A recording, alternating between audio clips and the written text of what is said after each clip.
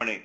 The Bulldogs remain the only undefeated team in the SWAC with their 42-13 win on Saturday. Coach, your reflections on Saturday's game and looking ahead to hosting Grambling on Saturday. Well, again, good morning, everyone. It was a little different game for us. It was an early start game. The game started at 11 a.m. Something that we're definitely unaccustomed to. We played all our games this year at 6 and one at 7. So that's something that we had to adjust to. But I thought our kids and our staff and everybody involved did a great job adjusting to that and getting ready to play. When we came out, they have a beautiful facility, we were just excited about playing there and looking at another opportunity to try to get better. Came out from the beginning. I think it was the second play of the game. Kid picked off a pass and gave a short field position, and we were able to 5 or 6 plays later get into the end zone. And of course, they responded right away. They made a good play on us, and been watching him on film. Thought he was an exceptional player at number 1, and then we were able to answer and get a few more touchdowns and get kind of a lead at halftime, and then came back at half. In the second half, we knew they were going to come out and play hard and try to make some plays. So we knew it was important for us to try to get some time off that clock and get another score. And we were able to do so and kind of control the game. And we got out there with a win. We were fortunate, as always, to get out there with the win. Again, they played hard. Good football team. They just they ran into us when we were kind of rolling, so to speak, and so we were able to get the victory. And now moving on to next week, we're playing Ramblers coming in here. We know what their history has been. Something that we have to get beyond and get ready to play a good football team. They've lost 2 conference games by, I think, a total of 2 or 3 points. And so, they're in a situation that was very similar last year, not only to them, but also to us. We were a 1-2 team that lost, a game by 1 point. And so at that point, we were able to turn out the season around, and Grambling did the same last year. So that's something that we had to be very, very careful about, not looking at records and looking at the teams that we're playing, the potential that they have and things of that sort. They've been off a week, so they were able to put in some new things or fix whatever problems they felt they had. And now it's up to us. We got to get out there and put forth a great effort and see how this thing turns out. Questions for Coach Jones? Coach Jones, good morning to you. Ty Miller from Sheridan Broadcasting. Hey, Ty, how you doing? I'm good, Coach. After such a lopsided score victory, what, if anything, does your team need to work on? Because oftentimes coaches speak of things that it's kind of tough to tell guys what they need to work on when you have a victory like that as opposed to when you lose. Well, we've talked about it already. Our kids know we made some mistakes in that ball game, and some areas that we have to work on. And our goal is to continue to get better. And so that's what we're going to try to do. We're going to keep working to get better. And hopefully some of the mistakes we made in that ball game, we'll get them fixed and make us a better football team. Coach, can you speak about the game that Deontay Mason had? Mm-hmm. Well, what Deontay is doing now is the rings are off of him as far as him controlling the game. And, I just give him a simple, the kid watches a lot of film with me. We go over the game plan. We talk about the game plan. He's in here when we're installing the game plan. So he knows a lot about what we're trying to get done, what we don't want to do, and things we don't want to run into, pass into, and things of that sort. And he understands that. He spends the entire week getting ready for that. And when he's able to do that, and I just give him a simple statement: when you're in control, we're in control. And so he can look at it. He has the freedom of looking at plays and saying, this is not what we want. we'll be better off doing this or better off doing that, and also keeping the players. And, and when he comes to the sideline, we talk about it and making sure we're still on the same page. And when we are, it's great. When we aren't, we fix it and keep moving.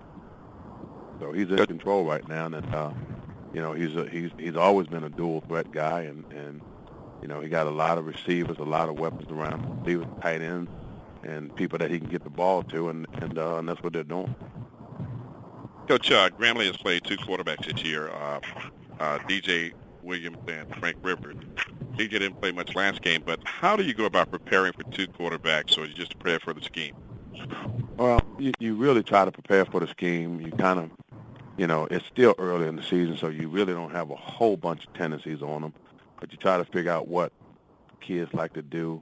Each one of them have things that they really like to do, and you just try to figure out what those are and try to find a way to take them away or minimize that opportunity for success. And, that's kind of what you do. And hopefully, you can keep them out of their rhythm so you can stay in some kind of rhythm defensively. And, Coach, in terms of taking on a team that you have met a couple of times in the SWAC championship game, how much do you take from those games in terms of preparing for this one in the regular season?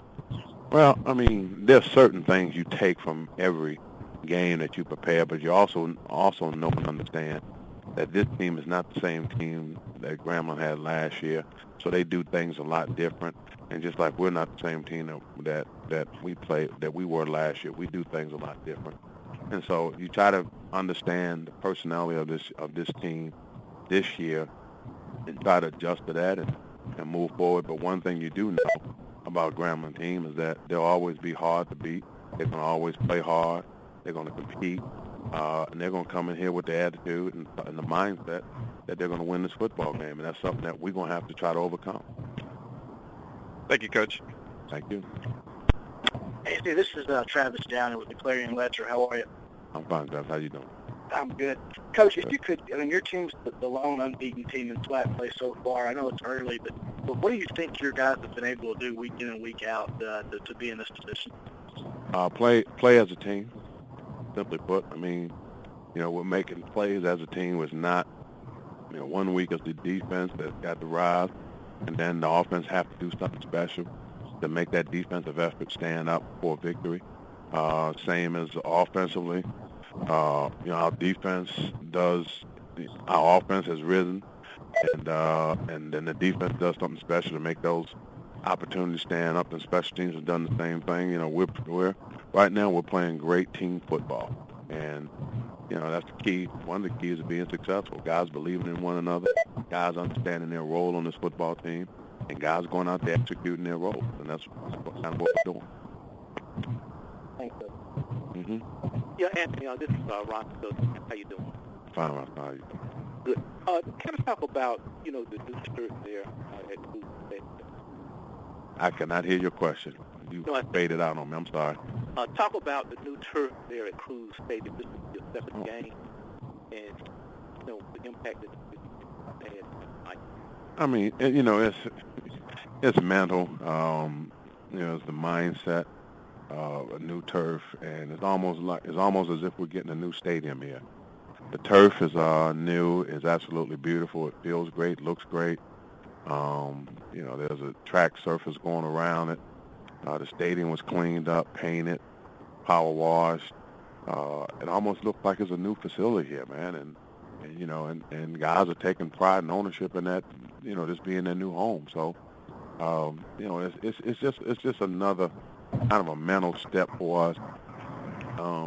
Some people say it helps you to win ball games. Some people say it has no effect on it.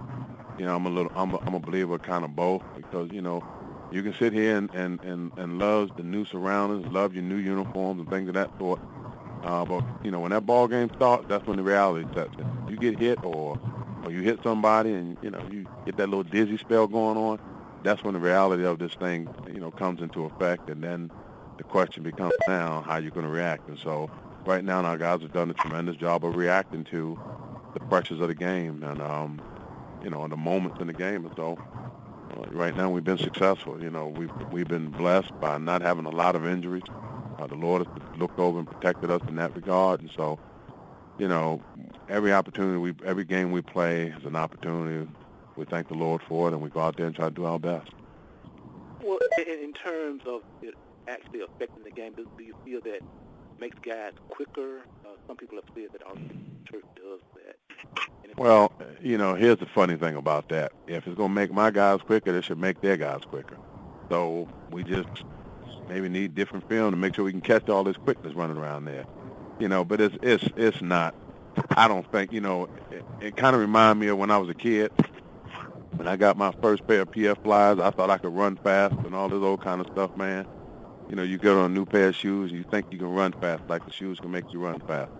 It's just a different feel for you. But in reality, you know, you that same athlete that's out there. You know, your emotions may become involved in a little more, but, you know, it's not that much of a difference. And if it is, the other side will feel that same difference also. All right, final question for Coach Jones. Coach Jones, Larry Hill, KCSU Radio. Coach, would you talk about your win over Texas Southern? What was your strategy coming into this game against TSU? I mean, we're going to have the same strategy when we play everybody. Our goal is to be aggressive and try to stop them defensively, be sound on special teams, and offensively we're going to try to take what they give us. You know, that's pretty much it. Every defense has a give and take. We're going to try to find that area, and we're going to try to attack it. Defensively, we got to get after folk.